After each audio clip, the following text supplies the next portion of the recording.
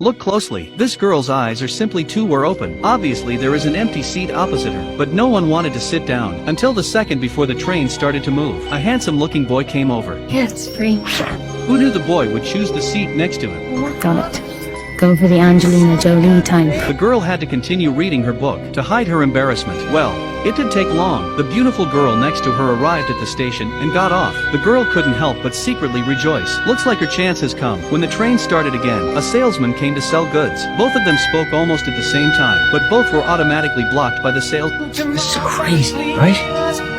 Totally. Two strangers opened up the conversation. Looking at the pile of books in front of Sarah, Anna immediately concluded that Sarah should be a college student, and through the conversation, Anna is a programmer. Both of them were going home for 2 weeks because of the epidemic. They were going home for a 2-week vacation. Anna was complaining that her brother was a pain in the ass. Sarah wants to invite him to live with her right away.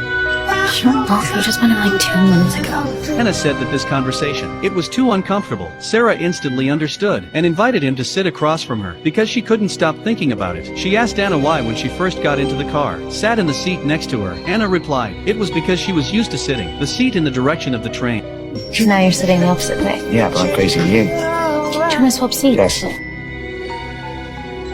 Two people who had changed seats seemed to be less restrained. They told each other their stories. After a short conversation, both of them were very surprised, because they are so much alike. Whether it was their living habits, or their families that drove them crazy, there were so many similarities. They could not help but have a mutual affection for each other. At that moment, there was a sudden sound from the carriage, the voice of a vagrant singer. Strangers 2 minutes ago, now they're laughing and sharing a joke. Wait, they're just strangers on a train. Happy times are always short. The train was soon approaching its final destination. Just as the two were about to part, Anna finally got up the courage. This man can simply pretend. Obviously the girl has given her phone number, but he rejected. You sure you don't want my number? I'm sure. If it's meant to be, I'll see you right here. Anna decided to follow the example of medieval love. He made a pact with Sarah to meet at the station in 2 weeks, but as soon as he got home, Anna regretted it. When her brother found out about it, he also called Anna an idiot, because he didn't believe Sarah would appear again. Instead, he would wake up and forget about it. In the face of her brother's ridicule, Anna always believed Sarah would be on time for the appointment. On the other hand, Sarah's mother was still complaining about her daughter. 2 years of college, she didn't get a boyfriend back, but when her mother got the news, That is so fucking romantic. Right? I thought the 2 weeks would pass quickly, but the first night, Anna couldn't sleep at night. You fucking idiot.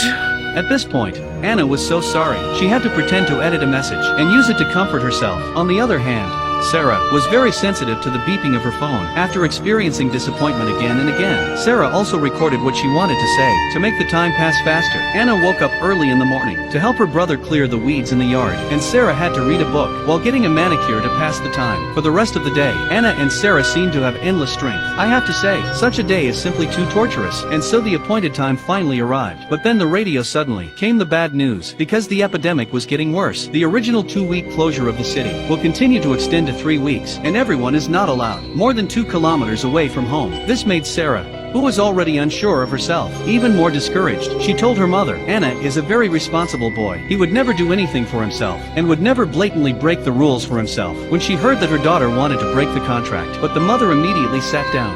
I need to know how this turns out.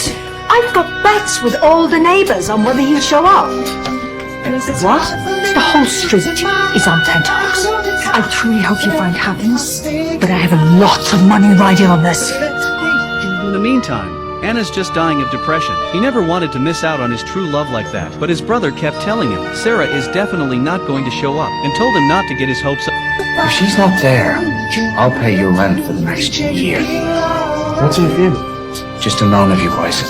That's it. Two people who love each other for real ran towards each other with all their might. But to my surprise, Anna soon ran into a big problem. This man is too miserable. It was so hard to meet his true love, but he also caught the outbreak of the epidemic. But in order to make it to his appointment on time, he still blatantly violated the restraining order. But to his surprise, Anna soon ran into a big problem, because the staff had already set up a roadblock. Anna wanted to pass through the checkpoint without making a sound through the checkpoint, but was spotted by a keen police officer in time. Because she knew she couldn't hide it, Anna rushed forward and explained. 2 weeks ago, I met the love of my life on a train. And we promised to meet back here, thinking the lockdown would only last for 2 weeks. Why don't you just ring her? I didn't get her number or any of her contact details. Why did I not? Because it seemed like we connected so well that we both show up. And if I don't get to see her now, I can't think if I'll ever get to meet her again. I've heard a lot of excuses today, but that really is quite touching. Right? No, it's the most stupid thing I've ever heard. The helpless Anna could only turn around and leave. Meanwhile, Sarah also met the same situation as Anna. The two of them just missed each other in regret. At this moment, Anna, sitting on the steps with regret, if she had asked for the phone, how could she have missed her true love? Wait, a phone call? Anna suddenly remembered. Sarah was on the train. Sarah had received a phone call from a courier.